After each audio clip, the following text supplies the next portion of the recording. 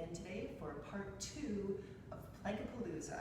You're going to take your feet nice and wide apart. We're just going to kind of warm up the muscles of the torso, bring the arms up overhead from the sides, lifting the ribs away from the hips, and we're just going to alternately drop your forehead to your knee, and what's going to pull you back to center is pulling up and back with your belly button.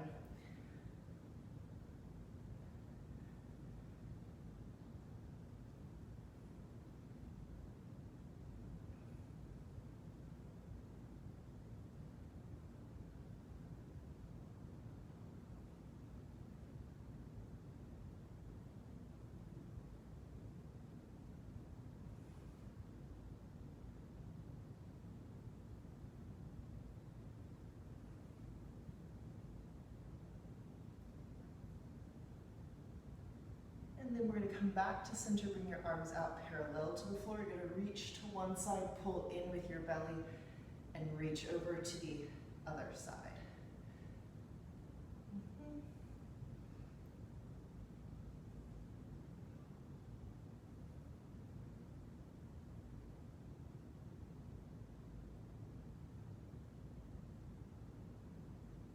Again, you're using your belly, pulling your belly in toward your backbone to bring your shoulders back over your hips. If you're feeling this in your back, something's wrong. You probably need to bring your feet closer together.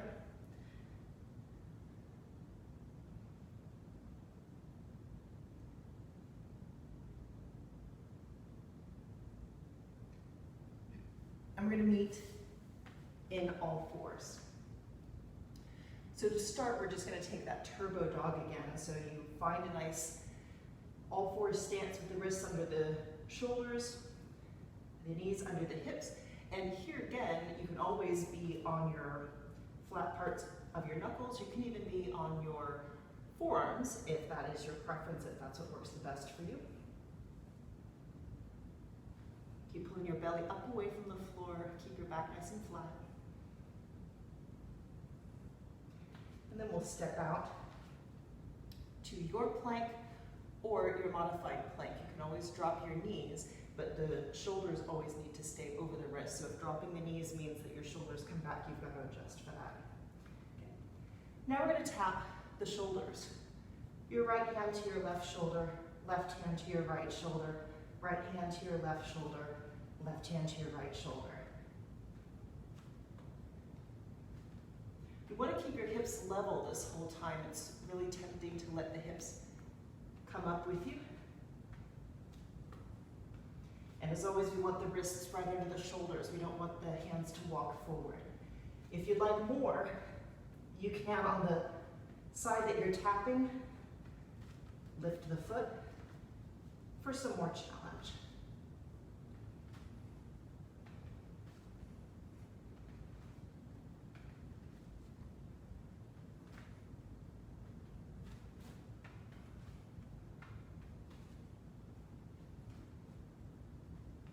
And then we'll release. So now we're coming into side plank, which means there are two options.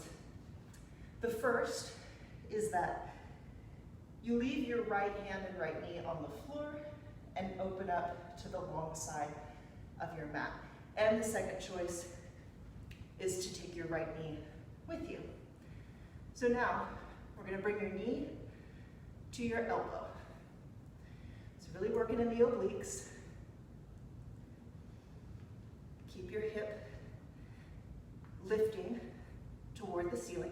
And again, it'll look like this if you're choosing to have the modification.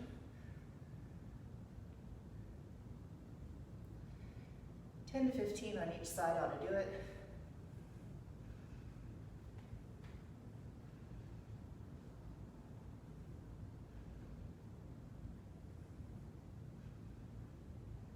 And then change sides. So however you want to accomplish that, you can just turn to face the back, or you can do what I did and just arrange yourself differently on the mat. So again, wherever you like to be is fine.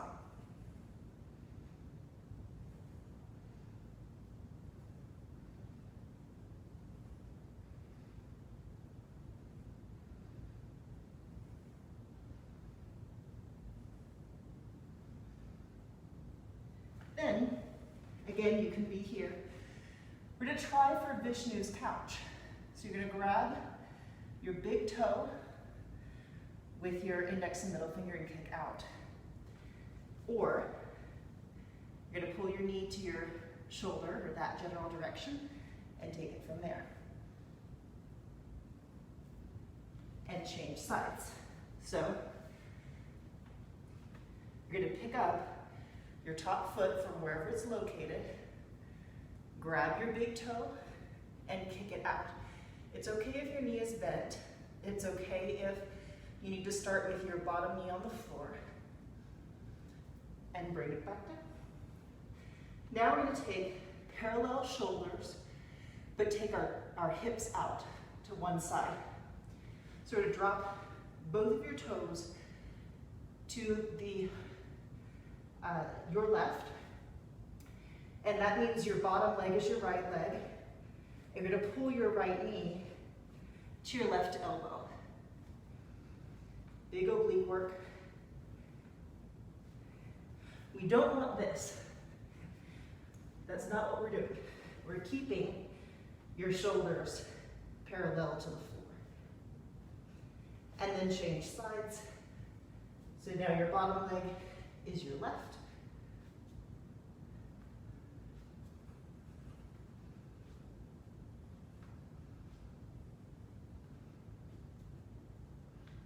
And release.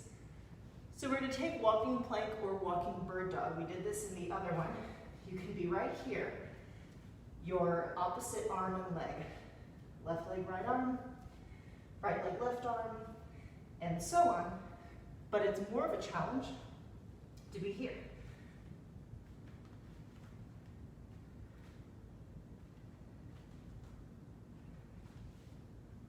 And so on. So keep going in the way that works for you.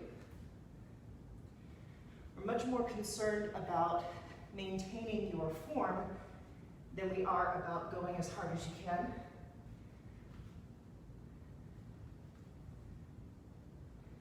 And release. So now we're going to take a low pigeon. So you're going to take your hands wider than shoulder width apart, come out into a plank. This is your baby bear, you can stay here.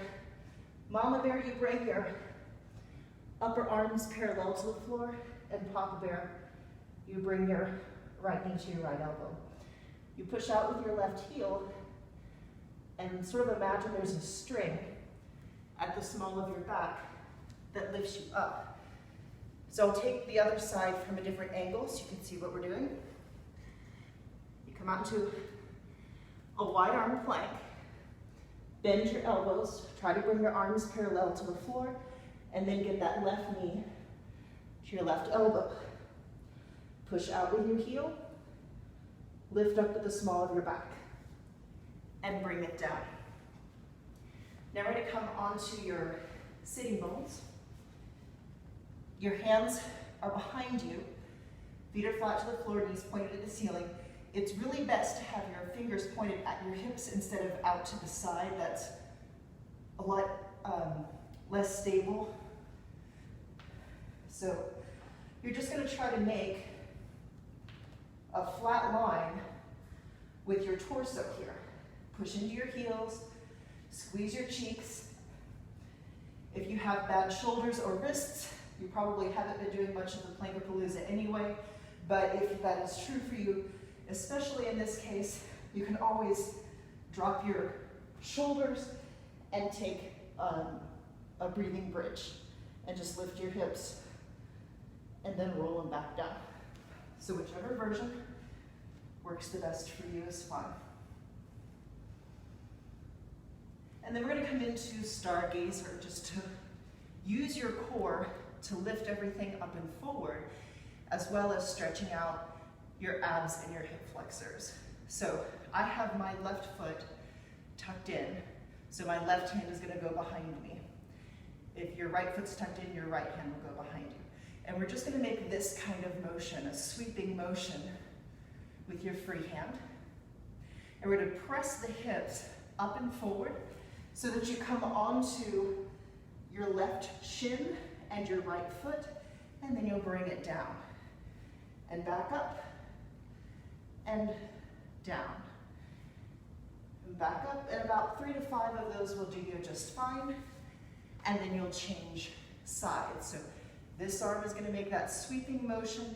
You don't want to use it for momentum. You really want your core to be the thing that pushes your hips up and forward.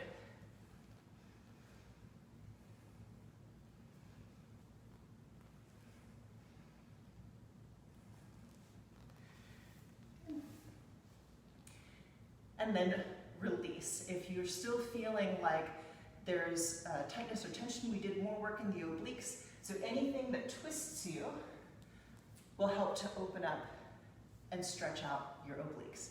So I hope this was helpful. I'll see you again soon.